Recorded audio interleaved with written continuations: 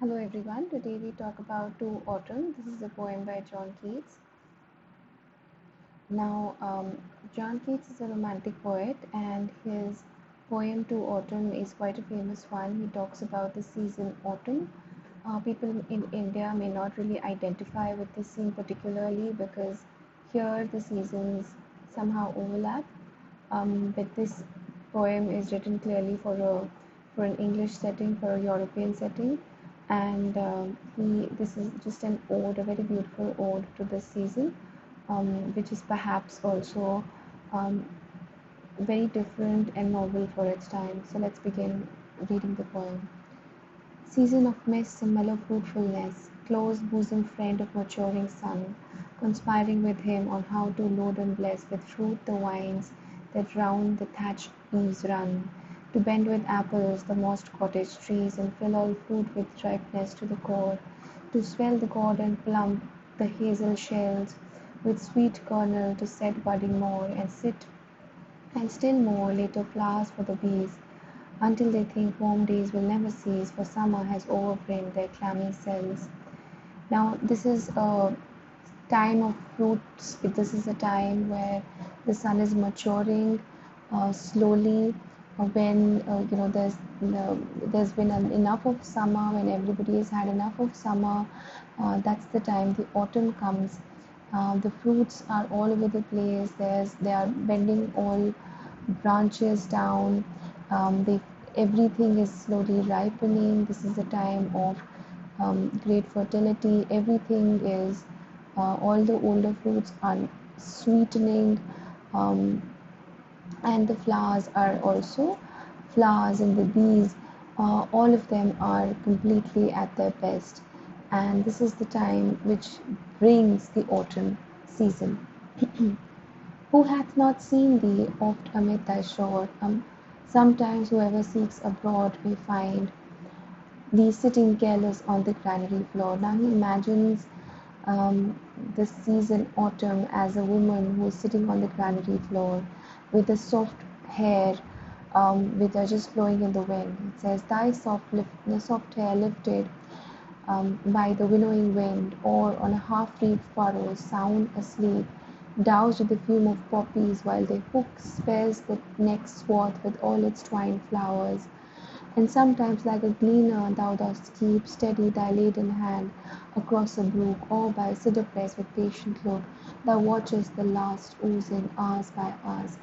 So here he's imagining that the autumn season is a woman, and she has beautiful hair, and sometimes she just sits on the granary floor. Sometimes she is completely um, uh, she's high with the fume of poppies, and poppies are also intoxicating. So this is the time when this woman is really high on the smell of poppies. So this is a time of great of ease, where people are able to be intoxicated in the passions of their life, and it is so the imagination is that of a woman who's sitting, and she's doing different things at different times. Sometimes she's asleep, sometimes she's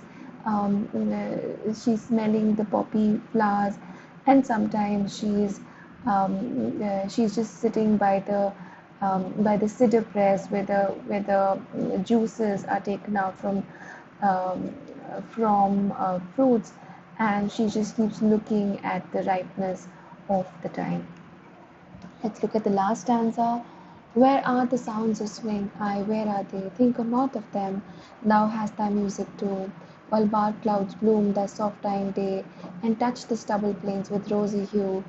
In a wailful coy the small gnats mourn among the river's sallows, borne aloft or sinking as the light wind lives or dies, and full-grown lambs loud bleat from hilly bone, hedge crickets sing, and now with treble soft the redbreast whistles from the garden croft, and gathering swallows twitter in the skies.